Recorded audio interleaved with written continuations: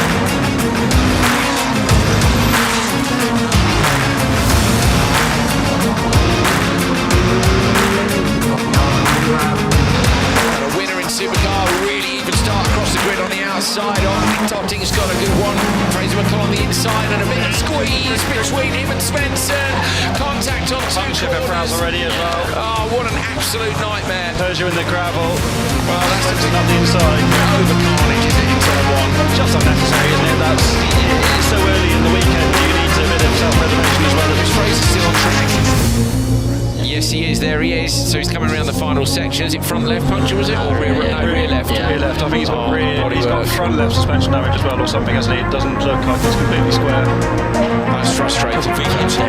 Yeah. Well, it got tagged and he went twice. We're going to try and take a look at it in a minute once he's crossed the line. Here comes Fraser. Unfortunately, that's going to... Hey everybody, I'm Yendi, and this is Odyssey with Yendi. In this space, we connect with some of your favorite people as they share their journeys. Here we have some unfiltered conversations as we deep dive into their inspirations, motivations, and experiences to inspire our own life journey.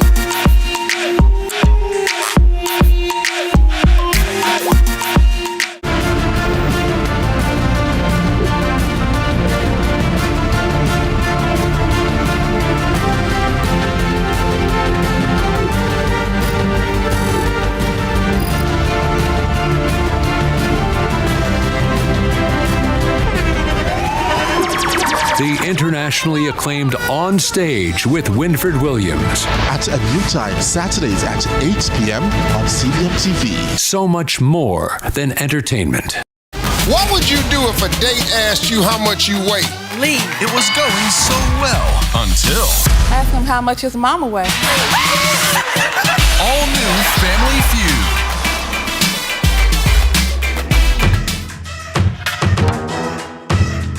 One strict, one slick, and the other. Ghetto Misfits presents Leslie Last Boy. One son with three fathers. The hilariously moving Father's Day stand-up comedy special with IT Ellis plus surprise guests. Leslie Last Boy. One son with three fathers. Sunday, June 15, Courtney Auditorium. Gates open 5 p.m. Showtime 6:30 sharp. Get your tickets now at SpurOpen.com. Info line 876-542-4160. Laughter guaranteed. A motivating factor for us was always that slogan, you need to enrich others, and from enriching everyone else, you will be enriched. I usually joke that it's a high school experiment that went wrong. Well, if they can't manage it, God help them. He put me on some of his accounts, and the first thing he said is, "This is my money." I love that idea. Everybody have degree, all of us have. I say, boy, if you're not going to put out, I'm going to fire. You never stop learning until you day that you die. And that is something that I'm using for myself, that just constantly trying to learn and become better each and every day. Because we know you're not turning me a grandfather.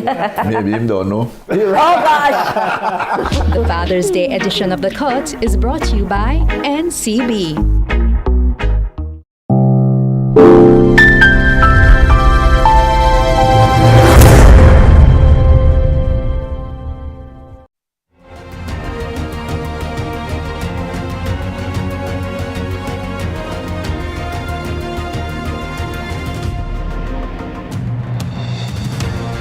The air fanning the proverbial political fire continues to blow strong here in Jamaica, with the PNP set to go into the second phase of their anti-Dennis Chung FID protest on Wednesday morning. And the Jamaica Labour Party settling 2 seats in which they've traditionally been strong, but in which the contention was threatening to derail the overall plans of the party heading into the next election. I say all that to say that the political temperature is heating up. The mercury is rising on the thermostat, and we are ever closer to the Prime Minister making that announcement of when we are going to go to the polls, when he will fly the gate to choose the next administration to lead this country for the next 5 years. I'm discussing those things with an array of analysts on the show this evening, and of course the man who does Lee's story on a Thursday, Sondre Roden, has consented to grant me some time for his perspective on where the political situation is on this day in sports, June 10, 2025. It's Lee's Story Prime, and I'm primed to go. Are you?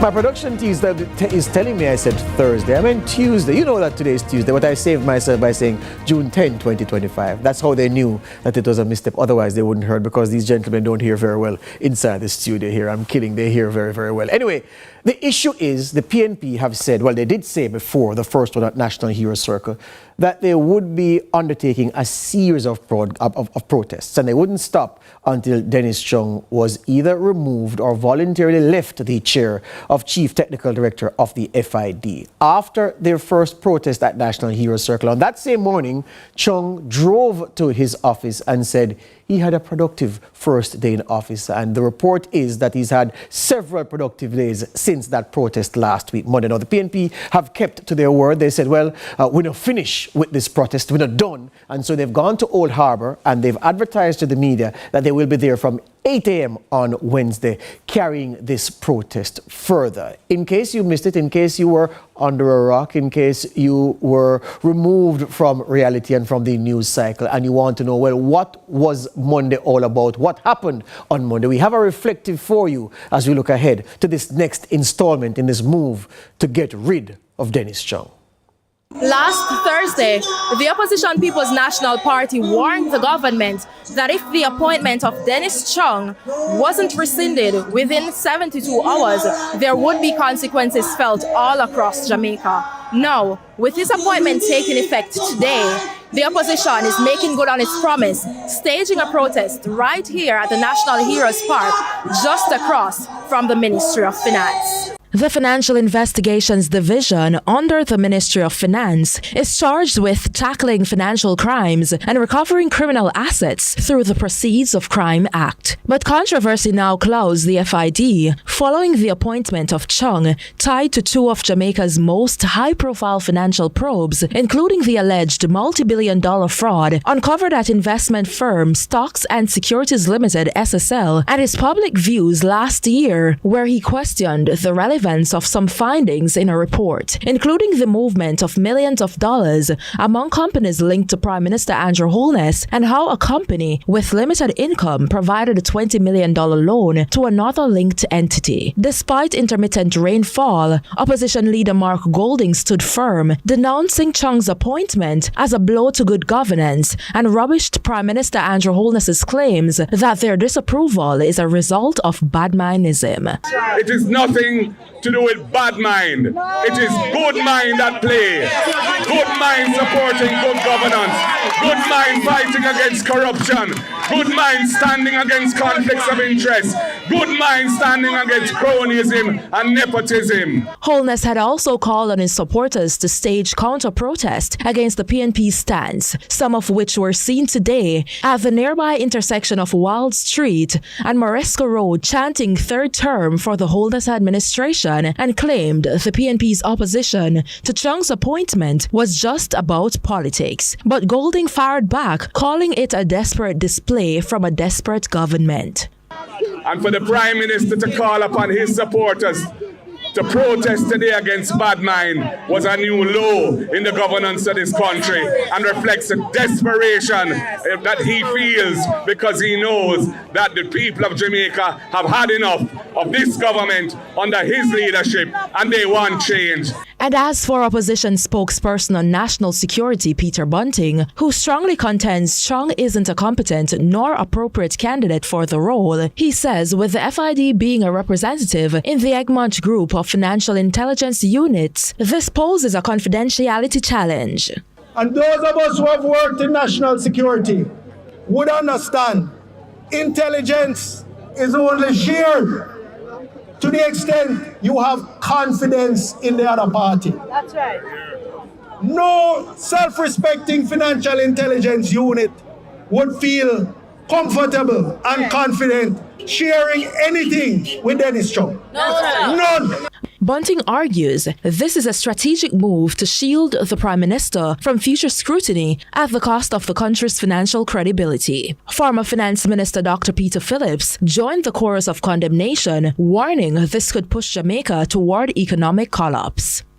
Jamaica has been trying for a long time to develop Jamaica as an international financial center.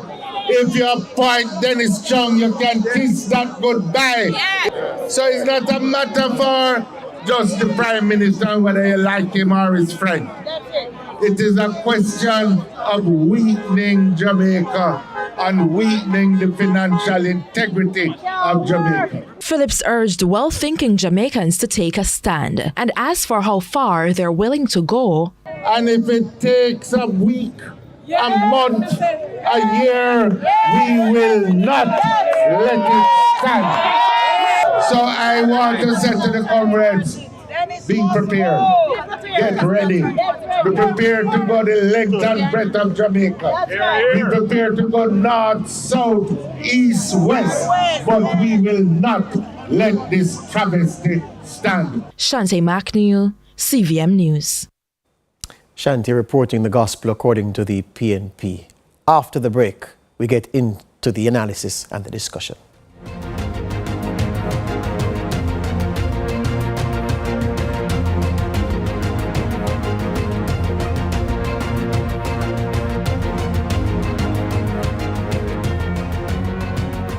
The following is brought to you by the Office of the Prime Minister. We don't want to have a security force where people fear our police more than they fear gunmen. Every officer here, what they really want when they walk out in their community is that people say, I want my son to follow in your footsteps. They want respect, and they know they can't get that respect if people just fear them as how they fear criminals. So let us invest in building a security force that we can all be proud of. I want the security force that we are building to have ultimate and utmost respect for human rights. Let us make our JCF the force for good, the force to protect us. Yes, there were transgressions in the past. And yes, there are members of the force who they haven't got the memo yet. But I'm certain that the system that is in place in the JCF with the new leadership and command, that when officers violate, they will be dealt with. This is a world-class policing institution that we are building. One in which you can be proud and one that will be an example for the rest of the region. The proceeding was brought to you by the Office of the Prime Minister.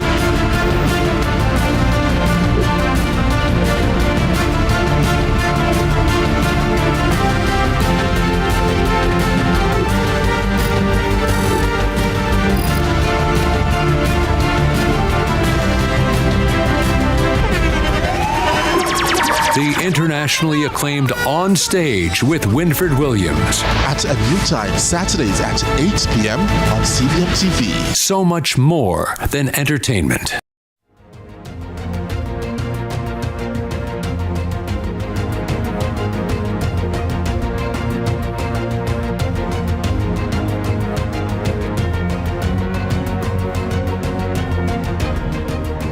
So 3 big things so far this week. The PNP, segment 2 of their protest against Dennis Chung's placement at the FID, coming through a process which was superintended by the Services Commission.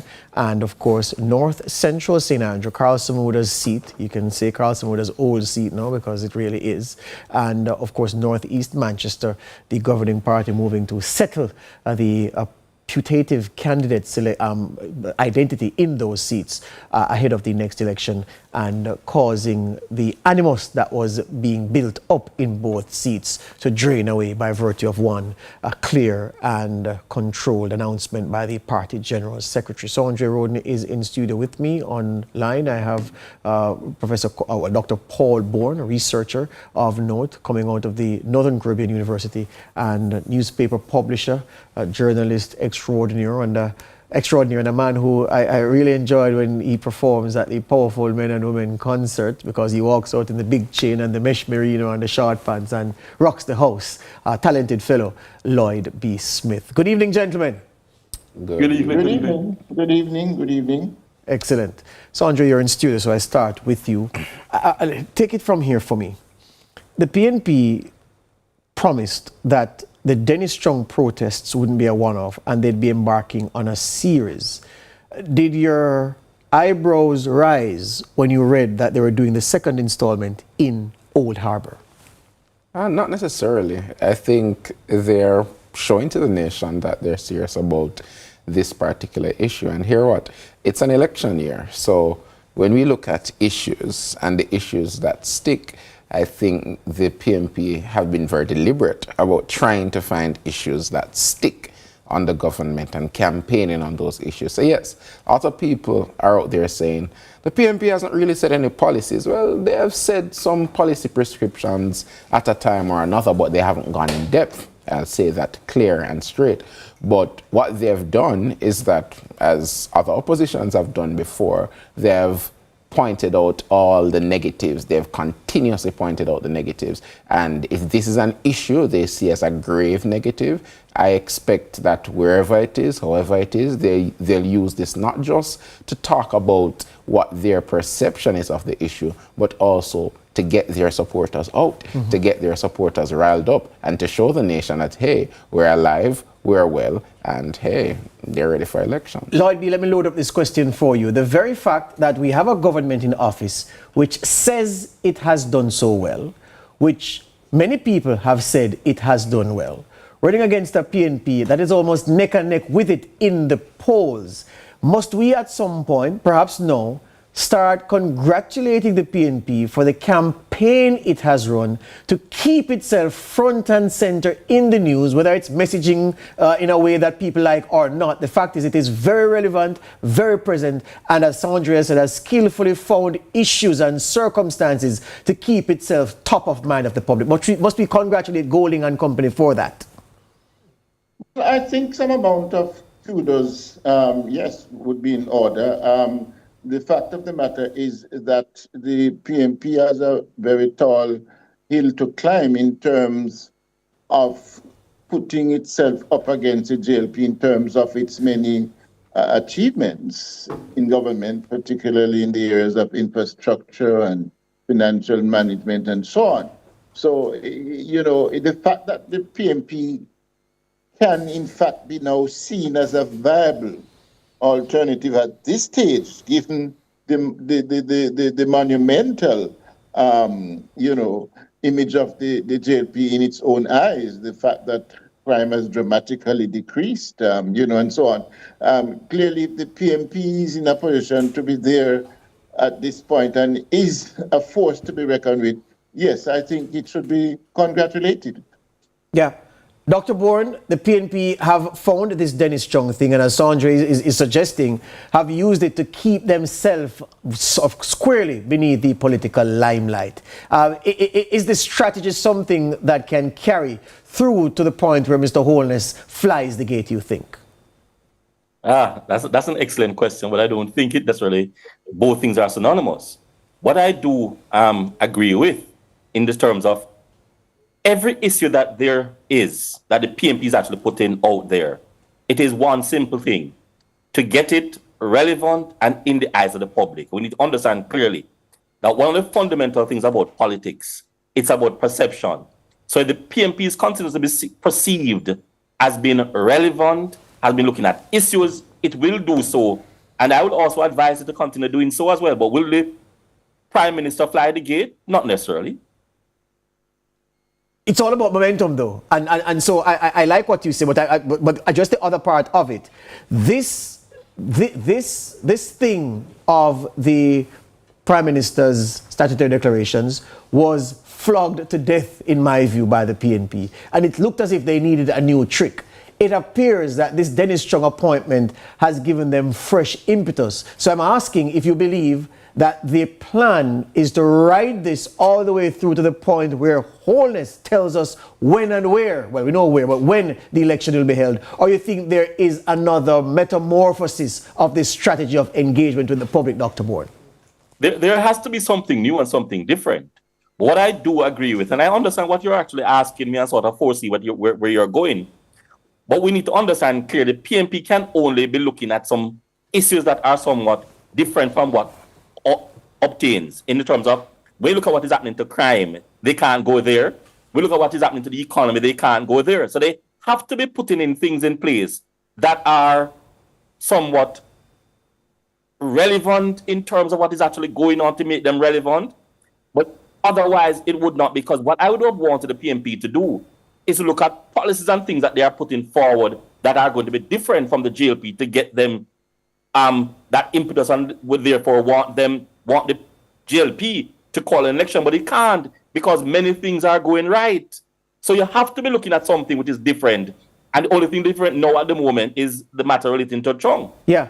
But I want to get in here, George, because I do disagree with Doc on that point, because I'm of the view that if they wanted to show policy, they could give us some things that are different. I think they could look at what's happening in the landscape, and even though so many things are going right, there are certain sectors that they could look at and say, this is what we're going to do. And we have heard budget presentations from the leader of the opposition with prescriptions for what he would do differently if he were, especially the last budget presentation, if he were to be the Prime Minister. He spoke about economic development for MSMEs, etc. And they've listed some things. But in reality, their relevance would only stand and it would only make sense if they find something to latch on to. And that is what they've done. They've consistently, as an opposition, latched on to one issue after the next, and if that issue dies, they find a new issue. And we've seen in the past 4 weeks that there are two issues that they've been trying to see where they get to latch on to it properly, which would have been the drill, that Dr. Dawes was the one who was on the forefront of that, and now this issue of the FID appointment. Now those are the two issues that they keep latching on to. So while Doc might say he would like to hear the policy, fine, I would love to hear the policies too, but their supporters want to hear these policies. Excellent point. Dr. Bourne, you want to respond to that? That's an excellent point to me, but we need to understand clearly that when you look at what is happening with the polls are indicating what is actually going on in her. And what the PNP is doing is using the poll as a precursor to some of the moves that they are making. And it's clear that there are a number of things are going the JLP's way in terms of policies as relates to economics, in terms of issues relating to crime. So the PNP cannot get into those issues. So the matter of the MSMEs, I understand that. But we need to understand clearly that all the PNP is doing is keeping its relevance. And that is an issue that is actually going on now. So why not ride it until it's dead? Yeah. Lloyd, hear me on this now. The fact that both gentlemen have divergent views on this issue, although there's not a chasm between them, I think they are closer than they perhaps think. But here's the thing. Does the Jamaican electorate really vote on policy? Or does it boil down to who they believe will thief their money, who they believe will spend their tax dollars for the purposes intended, which is why politicians in opposition stress so much on corruption in Jamaica and that leader or that party being dishonest. Because don't they understand, Lloyd B., that selling policies, walking around, going on the stump on a Sunday and selling policy won't really get through. It won't cut through the noise and get through to the voter that you're trying to reach. But telling them that unlike that party in office, I won't steal your money and I will spend your tax dollars wisely. Those are the main things things you want to communicate to a voter. That's why this fascination with corruption and this preoccupation with corruption is so front and central of an opposition party's campaign. Is that true, you believe? Yeah, you have hit the nail on the head, because very often we at our level talk about policies, but let's remember now that in the current scheme of things, most of the persons who are going to vote are dieharded, as we call them, laborites and comrades, and a scattering of what we call the uncommitted. But in the very final analysis, it's going to be the party faithfuls who decide who goes first past the post. And as was noticed in a particular newscast, there were persons in the demonstration at Heroes Circle that when they were interviewed, they had really no idea what the FID was about and what it had to do with Trump. But they were there and they were demonstrating with their party.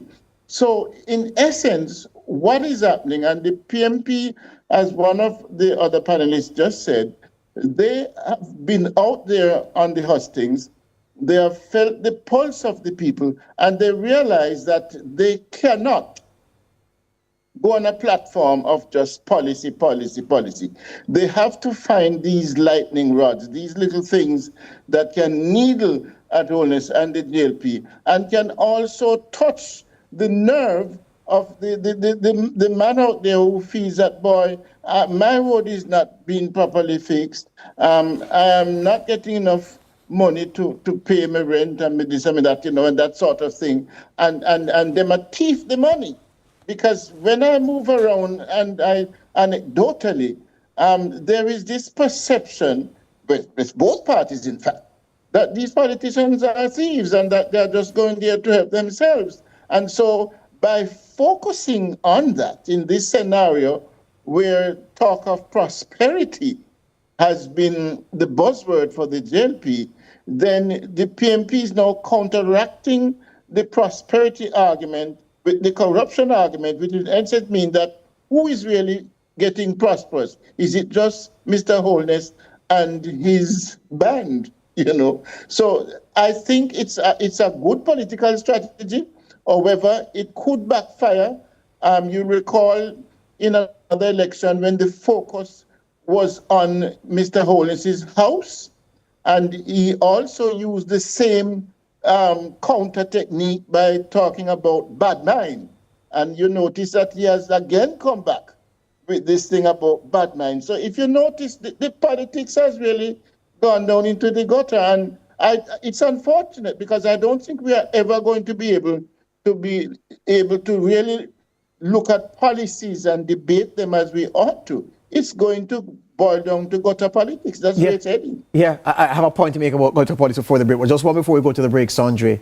On the point that Lloyd B is making, and on the point that you made earlier about the range of things, the continuum of flashpoints that the PNP has sought to insert into the political campaign, isn't it true that one of their early arguments was that the economy can't yam?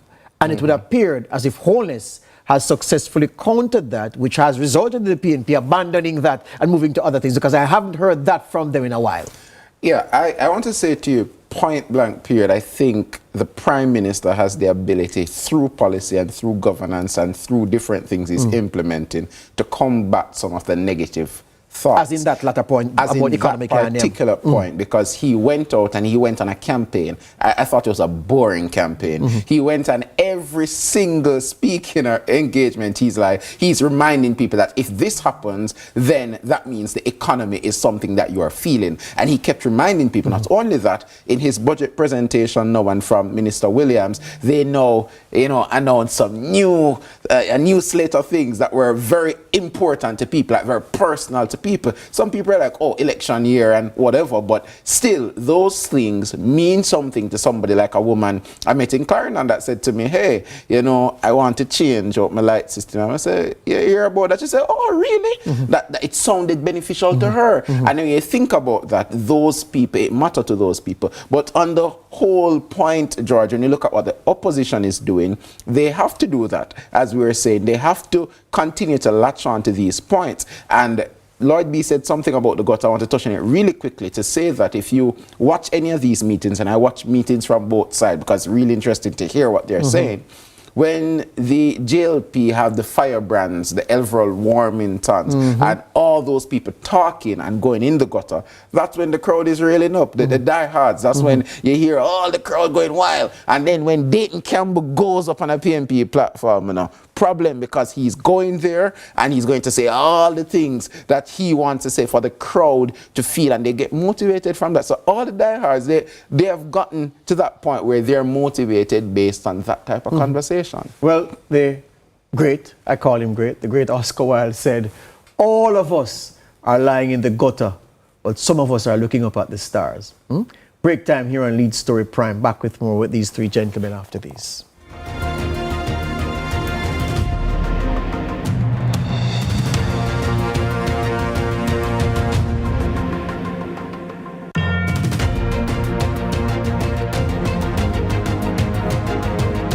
Open a deposit account in the JN Bank Savings Streams promotion and save monthly for a chance to win an all-expenses-paid trip to Peru. Enter now. The time by JN Bank Savings Streams promotion is 8:30. Let's delve deep into the issues.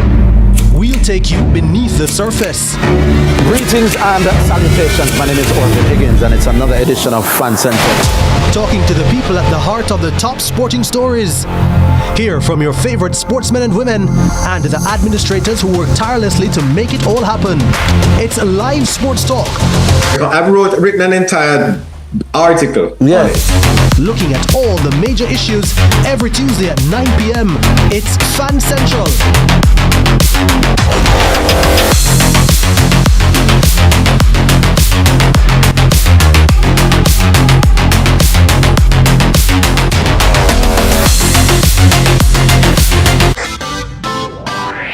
Every dream conquered is another dream gained. I land and I fly again like a jet plane.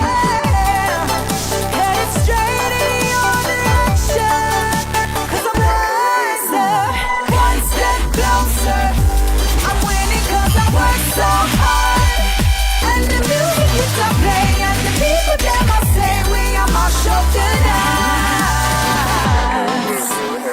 Oh, what a feeling, don't stop dreaming.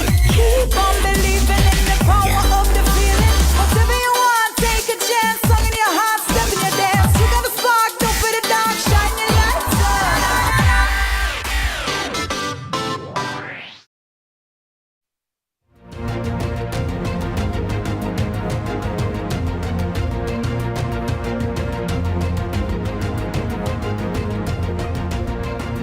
Getting into the politics as we inch ever closer to the point where we expect the Prime Minister to send the country to the polls for the next general election, September 2020, the last one, at the height of COVID-19. This one taking place under totally different circumstances, which will we see, rather, a different PNP performance. Not many people could believe their eyes when they saw at the end of the night the whole map looking orange. I nearly lost my mind when I looked in eastern Westmoreland and saw that Luther Buchanan was losing. And then I quickly asked the producers to go to central Kingston, and when I saw that Imani Duncan was struggling against Donovan Williams, the writing wasn't just on the wall. The results were in at that point that this would have been a PNP wipeout. And the party has changed since that time. They say they are a united force, and it does appear so under Mark Golding, and they are yapping at the JLP's heels, snapping at their heels as the election date draws closer. Lloyd B. Smith is with me, so too is Dr. Paul Bourne and Sondre Roden in studio. Dr. Bourne, I want to ask you about this middle class, because one thing is true in Jamaican politics, and you heard Lloyd B., the veteran among us, decry that the politics is in the gutter. And many people say it's been in there for a while. But this middle class, of which you are a part, Sondre is a part. I'm a poor man, so I'm with the proletariat. Yeah? I'm with the poor people, yes.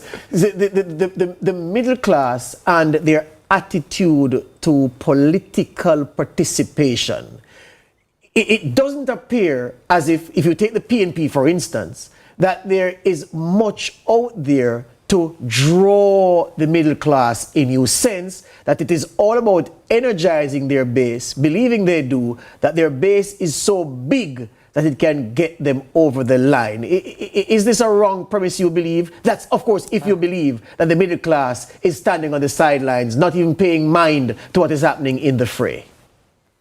The middle class has been operating somewhat like a distant observer in Jamaica elections since about 2007. And I don't think that's going to change anytime soon either. But I've been having some discussion with persons in the middle class because I'm currently doing research on the matter. And what I've realized a number of the middle class are saying is they like the policies of the Jamaica Labour Party government, but they don't like a number of things that they're actually doing in terms of how they're handling is relating to corruption, or they're handling a number of stuff. And we need to understand clearly, the middle class talking about the teachers, the police, these individuals.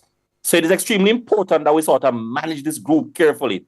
But where they are at the moment, they are more indecisive than anything else.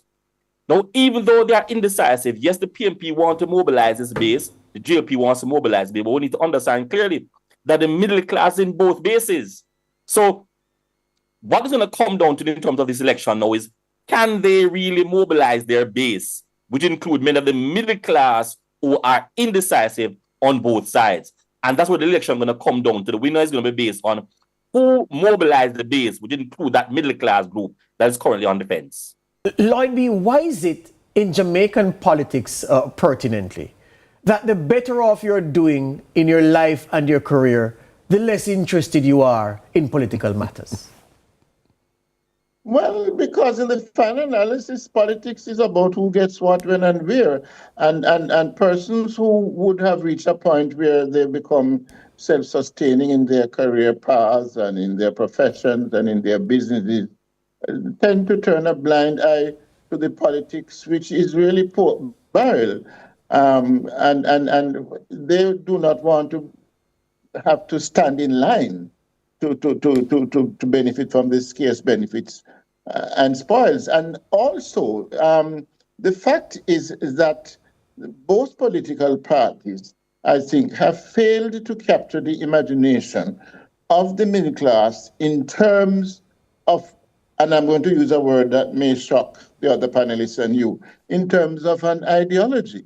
Because if you recall in the 70s, Michael Manley, the Norman Manley as well, coming from this 1938 coming up, when the PNP was seen more of being the middle class party as against the JLP with Bustamante, which was the rag and tag, the workers' party. And hence the phrase dirty labor right, Lloyd B. Smith. Hence the phrase dirty labor right. That's where that came from. Right, exactly. And we have seen how that has evolved to the point now where the JLP is now being seen as the brown man party, which is most interesting. And on the other hand, the PNP, to me, is in almost a kind of flux because it has not totally abandoned the ideology of democratic socialism, while at the same time it has been tinkering with capitalism. Its leader, for example, would perhaps come across as a compassionate capitalist and certainly not a socialist. So these sort of contortions in the political landscape, I think, have turned off a lot of the middle class who do not see a clear path in terms of the ideological stance which would relate to patriotism, nation building, integrity, and all the rest of it. The whole business of education, and which was supposed to have been the linchpin of us moving into independence, which has not happened. I mean, when you hear, for example, that a secondary school this week has over 30% illiteracy, where most of the kids 70%, Lloyd B. read and write, it tells you something. Yes, So yes. the middle class is turned off for the most part. Those of the middle class who stick with the party are those who benefit. Yes. Let's be realistic here.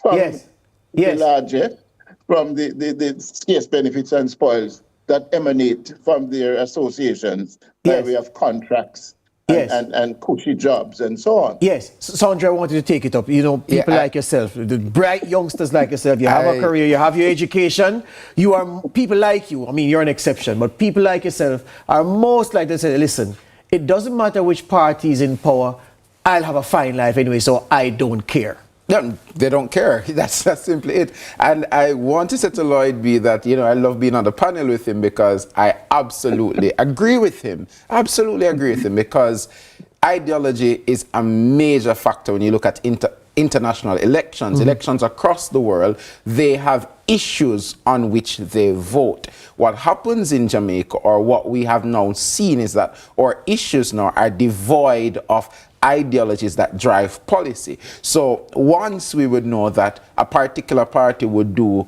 these type of policies, which have been the democratic socialism versus the idea of capitalism, etc. But we've seen a movement to the middle. And that would have created a space where persons don't necessarily look at a party and say, oh my God, ideologically, this is the party for me. This is the party that has my views and beliefs and I align with them. I want to be a capitalist, so I'm part of this party. I want to be democratic socialist, so I'm part of this party. No, it has now become a space where two parties are so center aligned that you are thinking about which one does the best. And when you look at the corruption and knowledges, etc., Lloyd B said it best again, George. We don't really vote that much on corruption. Why? Once persons in the same middle class can call their friends when they're in a line at an institution so that they can call somebody so that they can get through before the rest of people them, you're participating in corruption. Therefore, when you experience that and you like that little life where you don't have to join a line, people say to me all the time, why you want to join the line? And I'm like, because I feel like as a regular Jamaican, the system should work. But if you have that association, you experience that, you're going to then be aligned to your party for the little benefits we get, even though it doesn't change your life in a major way. Dr. Bourne, let me push the needle in a different way as we have this discussion. I want to bring you here.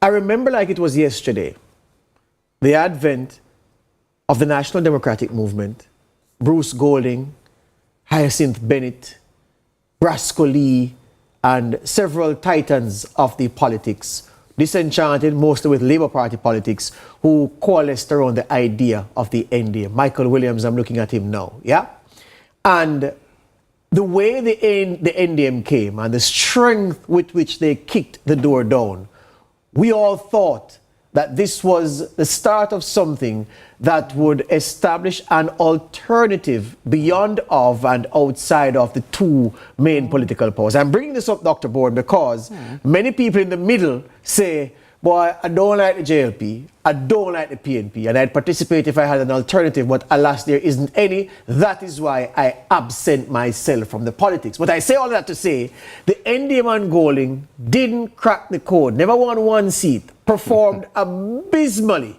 And since then, I think the failure of the NDM has set back third-party politics in this country, generations. And so, at this time, when so many people on the electoral roll who will vote neither JLP nor PNP, but will tell you that they wish they had a third party, will continue wishing because there is nothing. And so we have a significant block of Jamaicans who won't vote. I'm suggesting to you that that's bad for the politics and governance.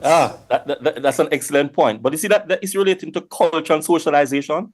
I should refer to it as indoctrination. How do you, and I want people to understand clearly, we're all grown in homes, whether it's a private home or a public home in terms of, about home, right? We need to understand clearly those persons who are doing the grooming are mothers and fathers and uncles and aunts who were grown up in a particular political ideology. So they would have actually instilled this in you in a subtle way. So even though you want to deviate from the norm, it is difficult to deviate because fundamentally you're cultured or indoctrinated, either thinking about PNP or thinking about JLP. So when persons are saying that they want a difference, what they really are looking for is a difference as in terms of the PNP getting back on track and the JLP getting back on track for them to vote. Not that they really want an independent party. It happened before with Trevor Monroe putting out another party, and people did not vote for that because culture determines what you're going to do later on in life. So people do not really want to deviate.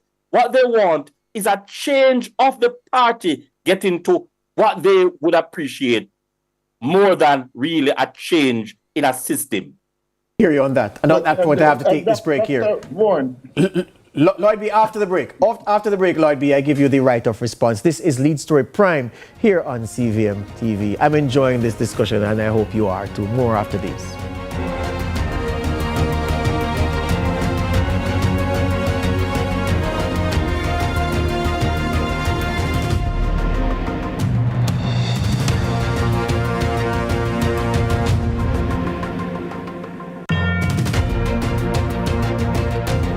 Protecting Jamaica's borders is a key priority for the Jamaica Customs Agency. The JCA will remain vigilant and resolute in effectively fulfilling this mandate. The time brought to you by the Jamaica Customs Agency is 8:45. It was all going so well until... I've been wanting to get to you for a long time.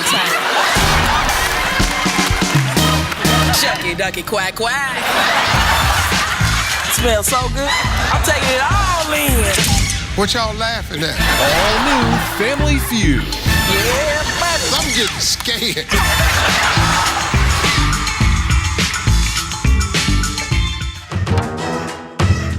Brought to you by We Are the Caring Store, waiting to serve you. It's time to experience independent living. Visit us today. Millions of people are attacked by harmful mouth bacteria. The root cause of bad breath, gum problems, cavities, plaque, and tartar.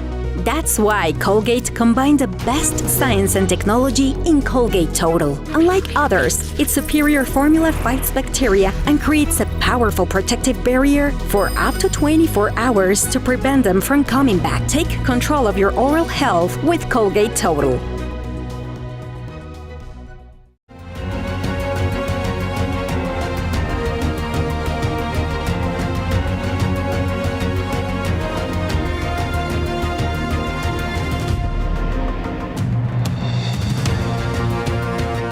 Come back. We have a middle class voting bloc in Jamaica which says they want no part and parcel of the politics as it stands, given that it's dominated by the duopoly of JLP and PNP. They said they would participate if they had a third option, if they had an alternative, but there is none. Dr. Bourne says, based on his reading, his understanding, it's not necessarily that people want an alternative. They just want the two parties who form that duopoly to be better and different. Then they would engage. Some people have a divergent view. What say you, Lloyd B. Smith, about this middle class and their yearning for an alternative to PNP, JLP, which of course they hold up as a reason for them not participating in the politics?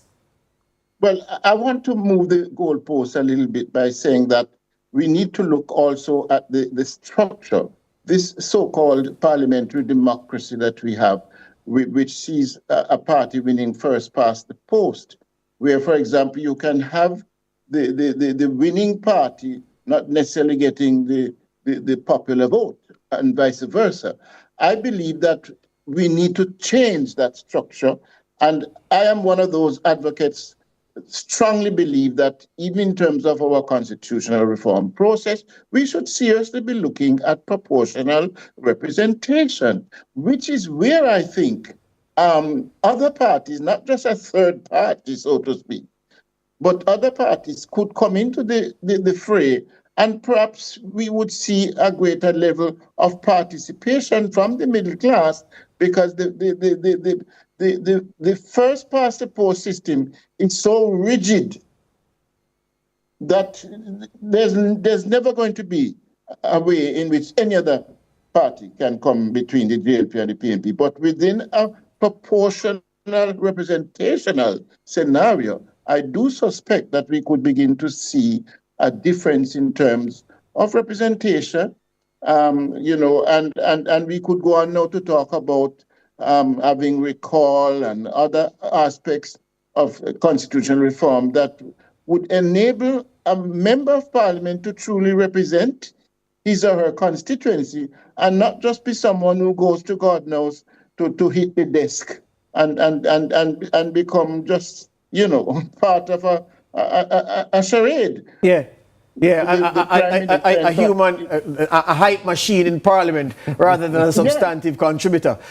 Gentlemen, I suspect that very important point you raised, Lloyd B. I'm going to tuck it into my pocket. My producer has taken note. There's going to be a program on that alone because I think it's necessary. For the short time we have left, Sandre, Lloyd B., Dr. Bourne, I want to turn to the JLP now and say that they diced with danger, it would seem, in northeast Manchester because the Labourites were getting very antsy, calling talk shows, openly asking the General Secretary, what the hell is happening? Why is it that we have nobody installed in this chair? We know Audley Shaw won't return after 31 years. Why is it that we have been left languishing when other seats have been settled? Now they've announced that the former ambassador to the United States, Senator Audrey Marks, will be the woman in the chair. I wanted to react to that appointment, Sandre. Well, it was quite an interesting appointment, I would say. When you look at it, I don't think that was the expectation. Of course, we saw about 3-4 persons throwing their hats in the ring. We'd have heard stories coming out saying that this is going to be the prospective nominee to take over the seat or the reins from Audley Shaw. But what we can realize is that it's a Manchester seat. It's northeast Manchester. It's a rural seat, which means that that is a seat that you need to have considerable resources to be able to maintain and manage. It's also a seat where I think they would want a high-profile candidate as well to go in and manage that space and be able to say, hey, we have this seat as one of the safer seats for the Jamaica Labour Party. And that is important to the party because the party has to look at the seats needed to win. And if they don't have one of those, what we'd consider safe seat, because Audley Shaw being there had it safe for all those years, 31 years strong, then the party would then be in problems. And once there's a breakdown that you spoke about, people calling in, people wondering what's happening, that can lead to lethargy. And that could have led to some people changing their mind, some people being upset because they don't know where the leadership is coming from. So I was a bit surprised with the announcement, but I figure that at a time like this, the Jamaica Labour Party should have their 63 candidates in place, so it's about time. Yeah, Lloyd B., last year this time, Audrey Marks was Jamaica's top diplomat, ensconced in her office in Washington. Now, she's going into the trenches, into the nooks and crannies, and there are many of them, as you know, in northeast Manchester. Your reaction? I wish her well. I don't know if she's ready for the rumble and tumble of politics as against being in Washington, where, you know, the air is more fair. But the fact is that the JLP, to me, could have some problems. Audley Shaw had his heir apparent in place, the councillor from the Craighead division. Omar Miller, yes. Which, interestingly, I see your photo up with him, with Audrey Marks shaking hand. It looks a bit stage-managed. And, of course, there's the Homewood technical principal who had also thrown his hat into the ring. Yes. So I don't know if it's a question where it's going to be kumbaya at this point. I think the JLP will have a lot of work to do to really put together all its workers into one solid mass, because there must be some fallout here, I think. And let us not forget that Wint, the PNP man, who was lost several times to Shaw, is very much still there and could pose a reasonably good fight this time round. I don't know if Audrey is ready, as I said, for the rumble and tumble of the politics. Beautiful woman, intelligent. She comes with a lot of, you know, the right vital statistics and all that. But politics can be a very dirty game. I wish her well. But I think, again, I am one of those persons who feel very strongly, and this is why I go back to the old question of proportional representation, this idea of parachuting persons into constituency must stop. Yeah, hear you on that. It is not fair to the constituents. Hear you on that. Bringing people from outside to represent you. It is not fair. Yeah, Dr. Bourne, from Audley to Audrey, that's the JLP's move in northeast Manchester. That takes me to the issue of, again, I'm talking about culture. It's what is happening with this matter relating to culture. All right. there were two persons who were going for this seat, the councillor for the Craighead Division and the principal of Homer Technical High School. Many persons didn't want the principal for Homer Technical High School. They really wanted the candidate who is the councillor for the Craighead Division. Why I'm able to speak so much about this matter because I live there, family are from there, etc. So I'm perfectly intimate with what is actually going on. And I'm not thinking that the imposition of Audrey is the ideal thing to do. I think there's going to be some follow because persons really want the councillor to be the candidate. But I think the JLP was at a predicament in terms of do they use the principal or do they use the councillor? Because it appears as though the JLP wanted to fluff the image, so they were going more for the principal, and the people didn't want the principal, so they actually maybe take in Audrey as the ideal alternative. But I'm saying here, it is going to create a problem for the JLP.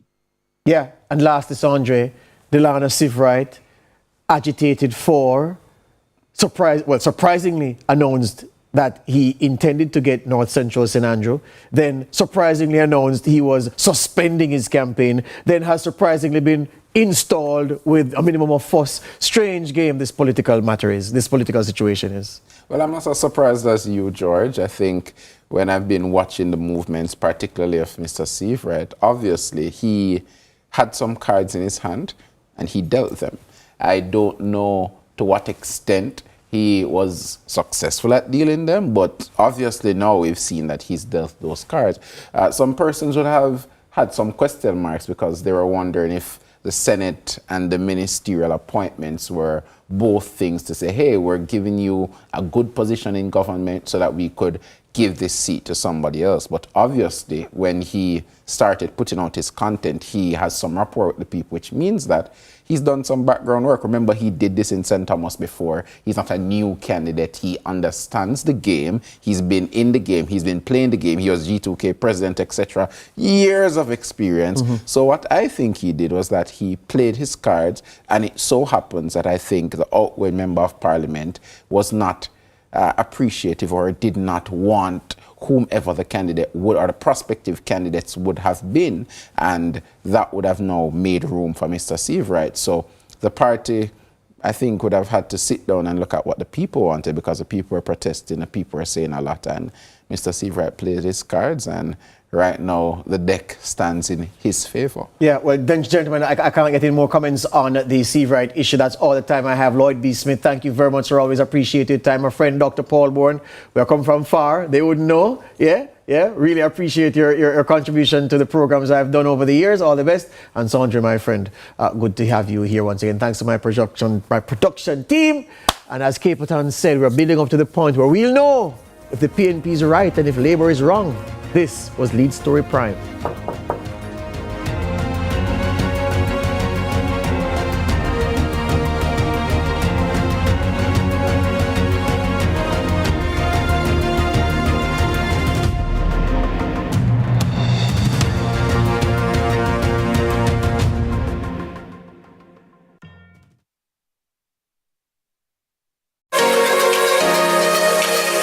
Rise with sunrise. It's a Why Not Wednesday. First up, we'll chat with the team that makes your Wednesdays possible, Flow. And what's a Wednesday without WAGs? We'll keep the fun going with a pet-tastic quiz powered by TruePet. Our last stop is in the West. Yendi takes a road trip. You've never seen a sunrise quite like this.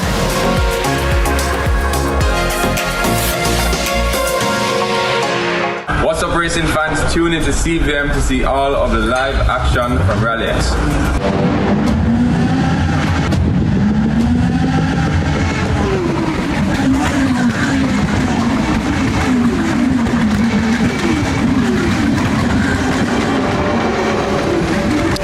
One race left to go today.